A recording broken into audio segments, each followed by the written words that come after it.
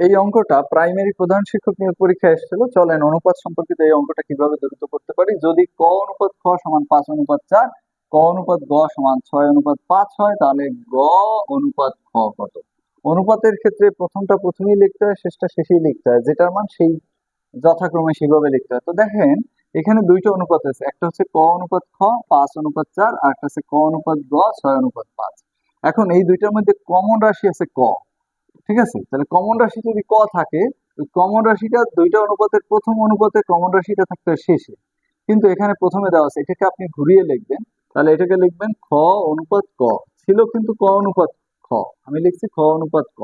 তাহলে এই মানটাও ঘুরিয়ে নেবেন, যেহেতু খ এর মানটা 4 আর ক এর মানটা কত আছে 5, একটু ঘুরিয়ে নিলাম। আর এইটা অবিকল এইভাবে লিখলাম ক অনুপাত গ, এটা হলো কত 6:5।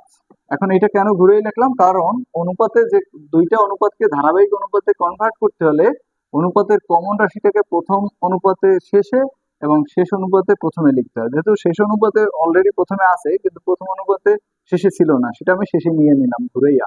ওকে, এখন আপনি কি করবেন, এটাকে প্রথম অনুপাত হলো খ অনুপাত, দ্বিতীয়টা হচ্ছে কমন রাশি ক, পরেরটা হচ্ছে ছোট গ, মানে গ। এখন এটা বের করে কিভাবে, যদি এইভাবে আপনি সাজাইতে পারেন, তাহলে প্রথম দুইটা গুণ করলে আসবে প্রথম রাশি 4×6=24 অনুপাত। এরপর ক্রস গুণন করলে এই যে শেষেরটা আর প্রথমটা গুণ করলে পাবেন মাঝখানে অনুপাত 5×6 কত 30। এরপরে এই শেষের দুইটা গুণ করলে পাবেন শেষ অনুপাত 5×5=25।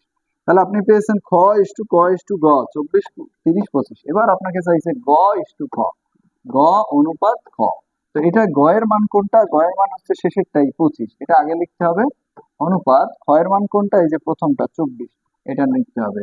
ঠিক আছে, এটা বাদ দেবে। এখন হবে 25:24। এই যে কতে আছে 25:24, আবার খতে আছে 24:25, অর্থাৎ আপনি যদি 24 লেখেন খ এর মান আগে, গ এর মান পরে, তাহলে কিন্তু ভুল হবে। তাহলে হবে কি 25:24।